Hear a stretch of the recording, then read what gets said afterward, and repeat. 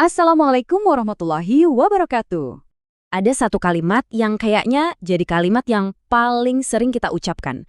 Jutaan, bahkan mungkin miliaran kali setiap harinya, kalimat ini keluar dari lisan umat muslim di seluruh dunia. Mau makan, mau kerja, mau buka Al-Quran, kalimat itu adalah Bismillahirrohmanirrohim. Tapi, coba deh kita jujur sama diri sendiri. Seberapa sering sih kita ngucapin itu cuma karena kebiasaan? Jadi rutinitas saja, tanpa jeda buat benar-benar meresapi artinya. Kalimat ini tuh saking akrabnya, kekuatannya jadi sering kita lewatkan. Nah, itulah yang mau kita bongkar bareng-bareng hari ini. Apa sih rahasia dan kekuatan sejati di balik kata-kata yang udah kita kenal banget ini? Perjalanan kita bakal dimulai dengan ngeliat betapa dalamnya kalimat ini, bahkan buat para ahli. Terus, kita bakal jadi kayak ahli bedah bahasa. Kita preteli satu-satu katanya buat nemuin intinya. Dari situ, kita bakal nemuin dua wajah kasih sayang Tuhan yang tersembunyi di dalamnya. Dan puncaknya, kita bakal lihat gimana semua ini bisa mengubah ucapan yang sederhana jadi sebuah kesadaran yang bisa mengubah hidup. Oke, kita mulai dari fakta yang mungkin bakal bikin Anda kaget. Satu kalimat pendek yang kita bahas ini, yang oleh banyak ulama disebut sebagai ayat pertama dari surat Al-Fatihah, ternyata bukan sekedar kalimat biasa loh. Tapi, ini adalah topik perdebatan teologis yang mendalam selama berabad-abad. Contohnya ya, pertanyaan simpel. Apakah basmalah ini bagian dari surat Al-Fatihah? Nah, di Indonesia yang mayoritas ikut mazhab Syafi'i, kita meyakini ini sebagai ayat pertama. Itu kenapa kita sering dengar dibaca keras pas sholat jamaah. Tapi pandangan beda datang dari mazhab Maliki dan Hanafi. Buat mereka, basmalah itu adalah pemisah agung antar surat, bukan bagian dari Al-Fatihah itu sendiri. Perbedaan ini aja udah nunjukin betapa seriusnya setiap detail dalam Al-Quran itu dikaji. Nah, dari perdebatan besar tadi, yuk kita masuk ke jantung kalimatnya. Kita akan bedah satu persatu kata yang ngebentuk kalimat ini untuk paham kekuatannya. Kata pertama, bi ismil.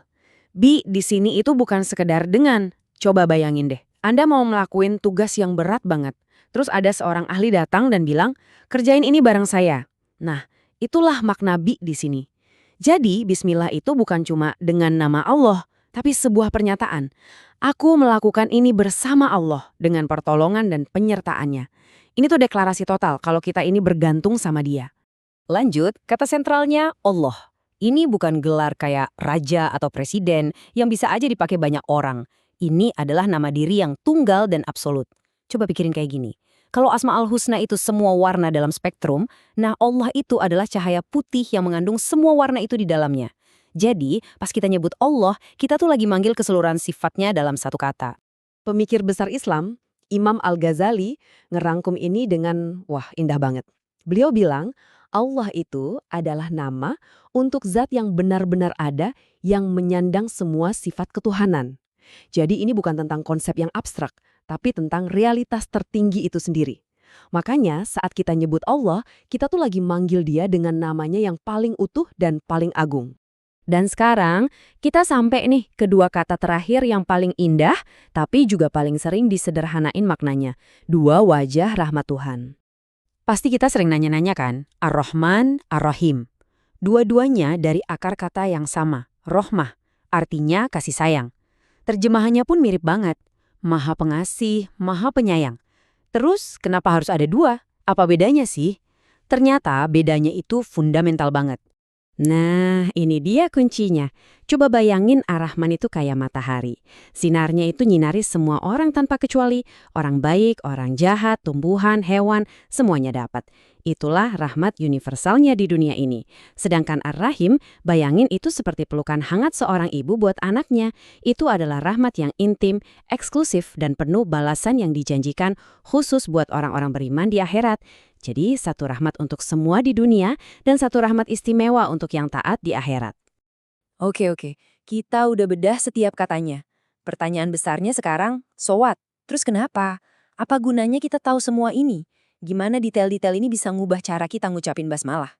Jadi coba deh kita rangkai lagi ya. Setiap kali kita ngucapin Bismillahirrohmanirrohim, kita itu sebenarnya lagi bilang, dengan pertolonganmu, bi'ism, ya Allah, zat yang maha sempurna, Allah, yang rahmatmu meliputi semua di dunia ini, Ar-Rahman, aku berharap rahmat khususmu di akhirat nanti, Ar-Rahim.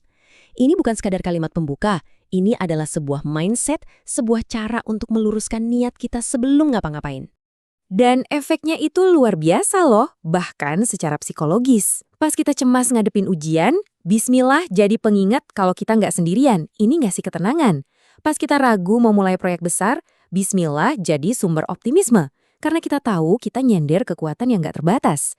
Ini tuh bentuk mindfulness paling dasar. Mengubah setiap tindakan, bahkan minum segelas air, jadi sebuah ibadah yang sadar akan kehadiran Tuhan. Jadi, saya mau ninggalin Anda dengan satu tantangan, bukan cuma pertanyaan. Mulai hari ini, coba deh awali satu tindakan aja. Mungkin pas mau minum kopi atau mau balas email dengan kesadaran penuh ini. Coba rasain bedanya. Bayangin deh kalau setiap momen kita diresapi sama kesadaran ini. Mungkin bukan cuma hari kita aja, tapi seluruh hidup kita bisa berubah. Wassalamualaikum warahmatullahi wabarakatuh.